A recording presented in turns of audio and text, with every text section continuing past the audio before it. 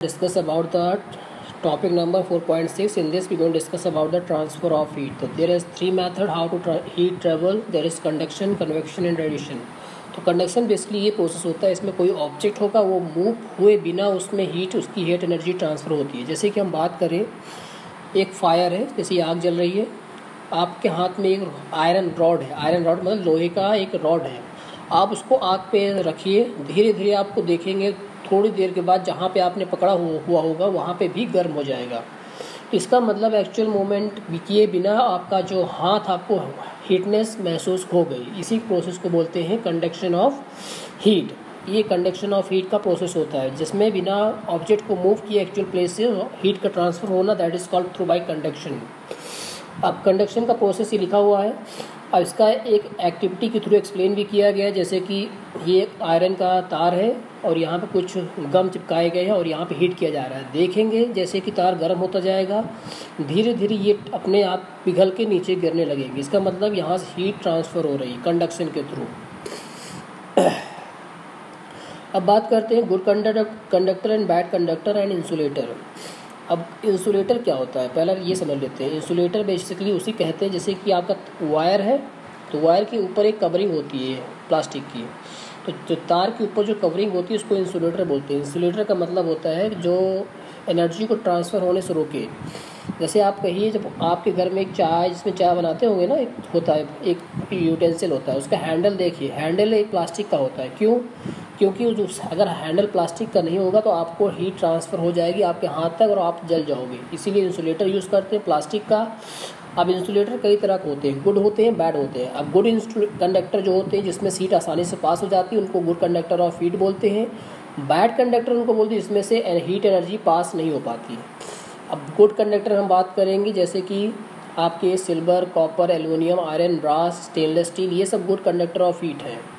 और उनके अपोजिट में बैड कंडक्टर ऑफ हीट कौन से हैं? जैसे कि वाटर बैड कंडक्टर है, एयर, ग्लास, ये सब आपके पुअर कंडक्टर ऑफ हीट, इसमें से हीट पास नहीं होती, ये हीट को कम भी कर देते हैं। तो मैं ये अगर सिंपल लैंग्वेज में हमने इंसुलेटर के बारे में बताया है, इंसुलेटर क्या होता है।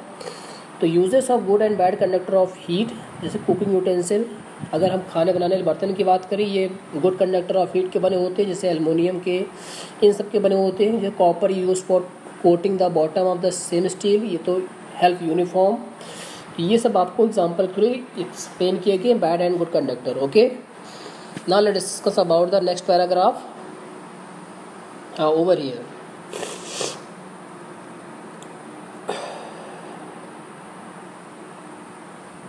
So in this we are going to discuss by activity. So activity is given over here for the conductor of heat, okay, to show that air and water are the bad conductor of heat.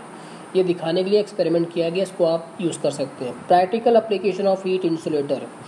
Practical application अगर हम बात करें जो कि heat insulator, जैसे conserving energy, जैसे कि हम वूलन क्लॉथ क्या कहते हैं, ठंड में क्यों पहनते हैं, हमें गर्म क्यों महसूस होता है, क्योंकि जो वूलन क्लॉथ होते हैं वो गर्म हवा को अपने अंदर ट्रैप कर लेते हैं।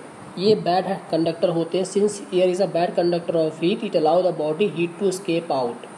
ठीक है, जैसे ice stored in ice box, जैसे आइस को आप लोग किसी बॉक्स में रखते हैं जिसमें पिघलती नहीं है, इसका मतलब क्या होता है, इसमें से हीट जो बाहर से अंदर नहीं आ रही। जैसे इग्लू एक घर होता है जो बर्फ़ की जगह बनाया जाता है लेकिन वो पिघलता नहीं। तो क्यों? आइस के अंदर आप गर्मी रहती है, क्योंकि उसमें अगर हीट जलाओगे तो हीट को ट्रैप कर लेगा, उसके अंदर गर्मी बनी रहेगी। ओके, तो जैसे आयरन चेयर, लोहे की कुर्सी अगर ठंड में कभी देखोगे, अगर लोहे की कुर्सी ठंड में रखी हुई तो आपको तुरंत जैसे बैठोगे उस पर ठंड महसूस होगा, लेकिन लकड़ी की चेयर पे आप बैठोगे तो आपको टेम्परेचर नहीं महसूस होगा। इसके पीछे कारण है क्योंकि जो वुडन की लकड़ी की चेयर होती है उसमें since would is insulator, would एक इंसुलेटर होता है तो उसमें हीट और एनर्जी कोई ट्रांसफ़र नहीं हो पाता।